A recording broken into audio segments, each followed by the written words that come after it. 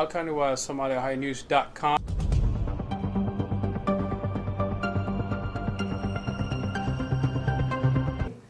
It feels awkward having a few people to my back, so I'm going to apologize. Forgive me. Maybe I'll stand in this corner right here. I'd like to, this is the close of this conference. It's been something that's been going on for the last 5 years. This is the 5th year and the first time it's been done here in Ohio. So first and foremost, I'd like to thank the committee that put this on.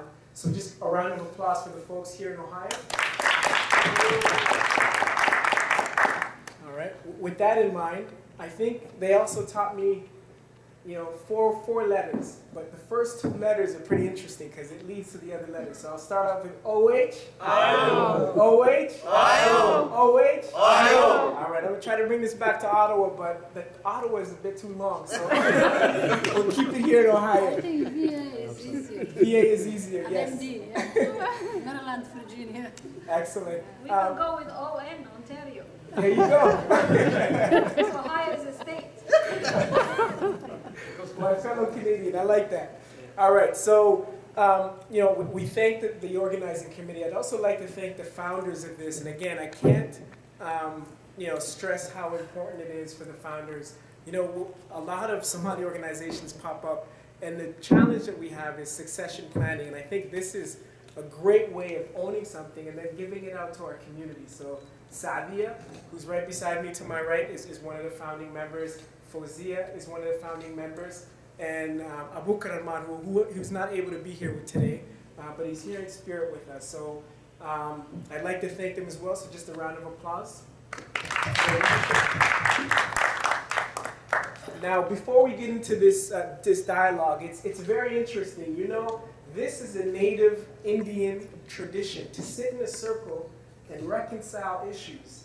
So what it says is, a circle symbolizes openness. So I think this is a groundbreaking thing that we're able to do today. And who knew that this was a native Indian tradition? So we're keeping that going. And one of the things that I want to remind everyone is just the rules of engagement, right? There's always rules to everything. We're going to continue this. It's been a very, very productive 2 days, and we've covered some deep issues. But with the close, I want everyone to keep in mind, keep your question very direct, and your response very direct. Try to limit it within a minute and a half. There's an opportunity for everyone to participate. This is the purpose of the circle, right? It's openness. We've went away from sitting in our tables to come sit here. So please keep your responses to a limit. The other thing that I want to remind everyone is the Somaliohionews is here, and they have some pointed questions. So they have 2 journalists here that will be leading the discussion. So please join me in welcoming Farhan and Jamila. So without further ado, I'll thank you and welcome for joining us. So we'll be monitoring the questions. So if you have questions, for those of you that are watching live stream, please send the questions in. We'll try to get them answered before the night's done. So without further ado, I'll give it up to Farhan. Thank you all, and welcome for those of you who came from out of town. The questions that we will ask will be based on the topics that you guys covered on the theme of the conference. So the first question that we will ask will be more of a general question, which is, what do you think is the easy way to reconstruct or reestablish Somalia? How's it going? Okay. Can you repeat that question again? What is the easy ways to reconstruct Somalia? What is the easy way to reconstruct Somalia? In order for reconstruction to happen, Shamateh Abdullahi. In order for reconstruction to happen, one of the things that we must do is think long term. U.S., Canada, all the Western nations took nearly a long time to actually become nations. It was federations. It's broken up for a long time. So history tells us that in order to build a nation, especially a stateless nation that's been out of institutions, had no centralized government for a long time, you need time.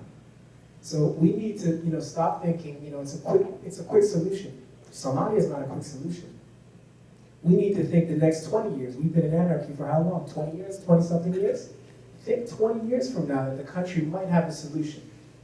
So if we can't think long term, don't expect a quick fix. Things take a long time to happen. That's all.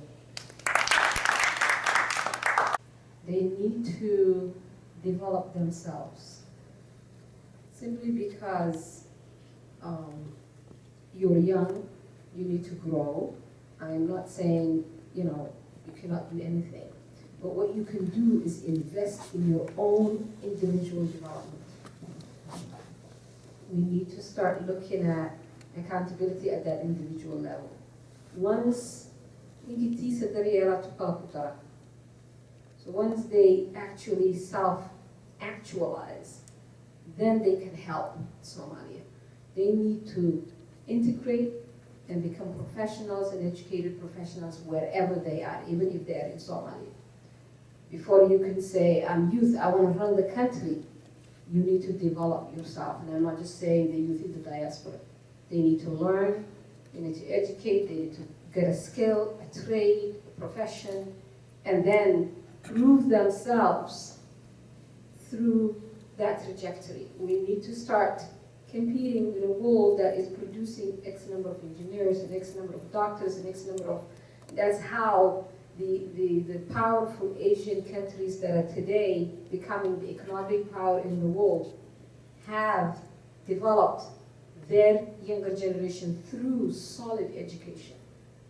So I would say, as a young person, as a parent, we need to educate people and we need to teach them. We need people who can build bridges, we need people who can build roads, we need people who can set up IT grids and whatnot. So those need to come from the young generation. And it's not going to be everybody's going to be a prime minister. We're not going to all become politicians. We need to have some serious skill set to run and build that country. It's not going to happen through donut shop talk.